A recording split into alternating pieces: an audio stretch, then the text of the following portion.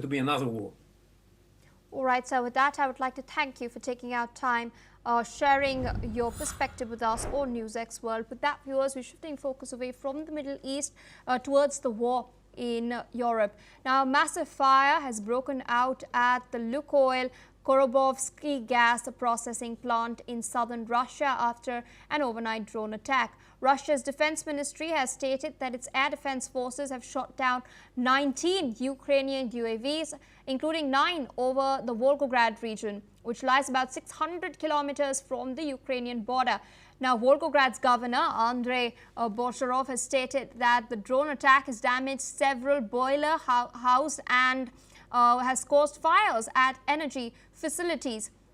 The Korobovsky plant is the largest gas processor in Russia's southern federal district with a capacity of 450 million cubic meters per year. Much of its output, including liquefied gases and stabilized gasoline, is exported abroad.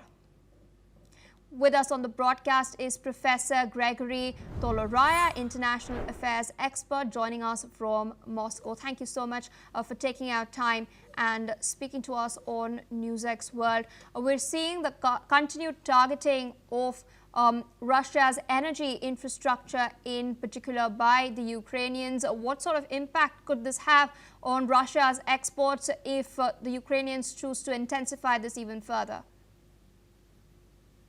Well, the attacks of drones have increased in the last several months, and this is quite worrisome. Some of them fly directly from Ukraine. Some may be coming from neighboring nations.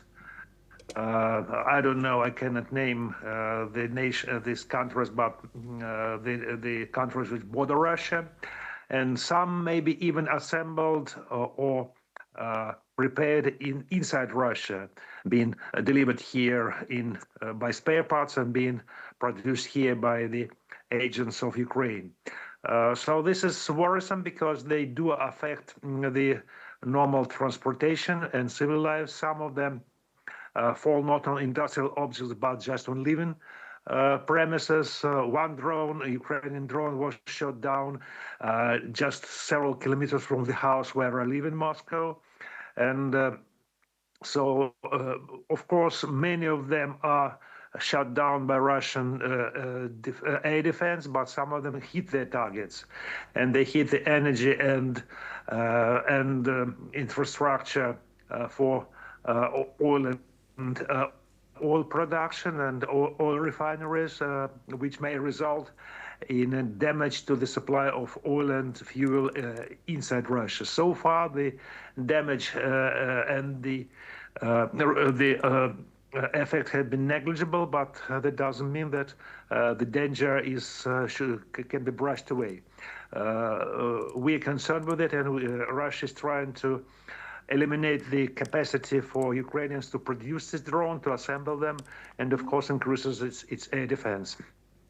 Also, Professor Georgy Toloraya, I also wanted to understand from you, there have been recent claims that have been made by Zelensky. He has stated that his forces are dealing heavy losses to Russian troops in Donetsk. He's claimed that Ukrainian forces have made gains in Dobropila. Meanwhile, Russian President Vladimir Putin has claimed that Moscow maintains the initiative across the frontline sectors, and he's also announced the recapture of nearly 5,000 square kilometers from Ukrainian territory this year. What is the situation that is unfolding on the front line? I'm no military expert, and I can only judge by the official information from both sides. The progress is on the Russian side. We are progressing, but very slowly. I would say that this is a sort of a stalemate. And of course, it would be nice if a diplomatic solution could be found, but Ukrainians so far do not want it. They want to keep on fighting. So that's what we have to do. Russian troops are slowly progressing. Speaking of this recent report that has come out stating that Patriot missiles have failed to intercept Russian missiles that are being fired towards Ukraine. We've seen Zelensky put in a request for Tomahawk missiles from the United States. Putin has threatened that this could harm US's relations with Moscow. Meanwhile, Putin has also in fact stated that the momentum for the peace deal after the Alaska summit has been exhausted. Now, in this context, can we expect the Americans to then go ahead and fast track the delivery of the Tomahawks to the Ukrainians? Listen, several or even several dozens of Tomahawk missiles wouldn't be a military game changer. If we speak about game changer, there'd be several thousand missiles, which are not available and not are going to be supplied by the US. But it will be a political game changer, because that means that the US comes into direct war conflict with Russia, and of course that would ruin the bilateral relations, would ruin any progress which had been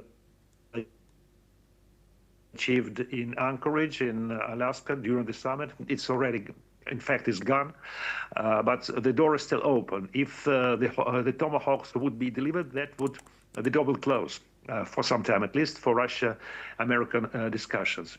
So I hope that won't change, because it won't make the Zelensky position any better, but it would severely undermine the peace efforts. Indeed, and speaking of Europe as well, up until now we've seen NATO's response has been very calibrated. They've launched Operation Eastern Sentry, but they've not really escalated anything across the border. We have seen Poland mobilizing its fighter jets, but it's not really escalated the war to the point of directly confronting Russia. Meanwhile, France has in fact docked a ship which they claim is a part of Russia's shadow fleet. It was an oil tanker. Can we then expect the EU and NATO countries to then push forward and use the Baltic as a new front against Russia? Well, speaking about France, I would advise them to concentrate on their own internal affairs, not trying to draw attention from the internal crisis by confronting Russia. And NATO is playing a dangerous game, because they would finally get a real response, and they can get a nuclear response, in fact. All right, sir. With that, I would like to thank you for taking out time and sharing your analysis with us on NewsX World. With that, viewers, we're shifting focus to some other crucial developments. Indian Defence Minister Rajnath Singh has held productive bilateral meetings with Australian Prime Minister Anthony Albanese and Defence Minister Richard Marles to explore new avenues for strengthening defence cooperation between the two nations. The two countries have released a joint statement on the 2025 Australia-India Defence Ministers Dialogue.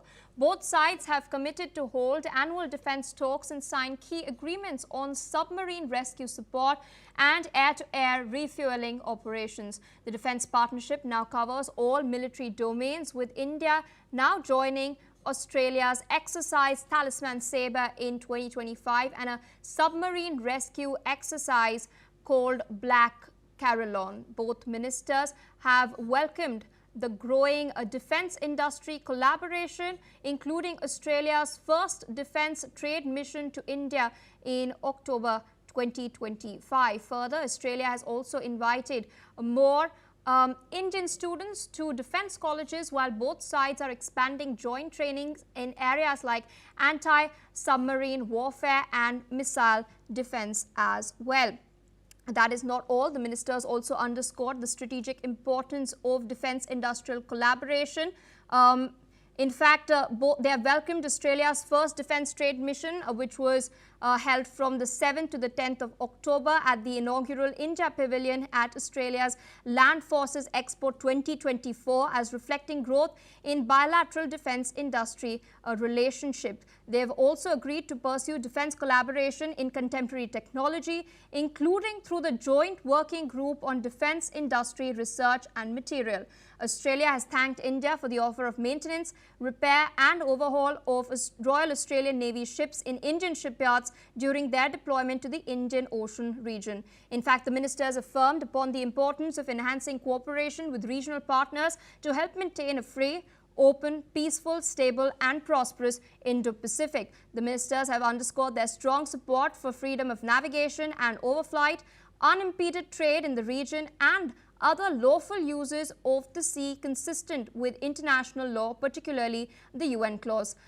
They were in fact pleased with the collaborative maritime domain awareness and anti-submarine warfare activities by Australian and Indian maritime patrol aircrafts in the Indian Ocean, and also welcomed the ongoing cooperation under the Australia-India-Indonesia trilateral format to address common challenges. That is not all. The ministers also welcomed the ongoing progress in defence cooperation among Australia, India, Japan and the United States, underscoring the growing strategic converses amongst the Quad partners. They have reaffirmed their commitment to enhancing collaboration on maritime domain awareness and have looked forward to a second collaborative activity on the margins of Exercise Malabar in November 2025. Australia and India have both expressed strong support for initiatives that advance closer maritime surveillance cooperation amongst these four Quad partners and have welcomed the opportunity to observe the India-US Air Exercise Corp India in 2025 for the very first time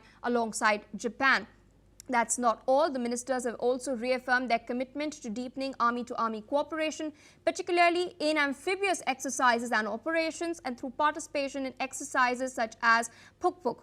Ministers welcomed the enhancement of exercise Ostra Hind in both scope and complexity and have underscored the value of sharing best practices in emerging and critical domains such as integrated air and missile defense, secure communications, uncrewed aerial systems, counter-UAS and special operations through subject matter expert exchanges. With that, viewers, it's a wrap on this bulletin.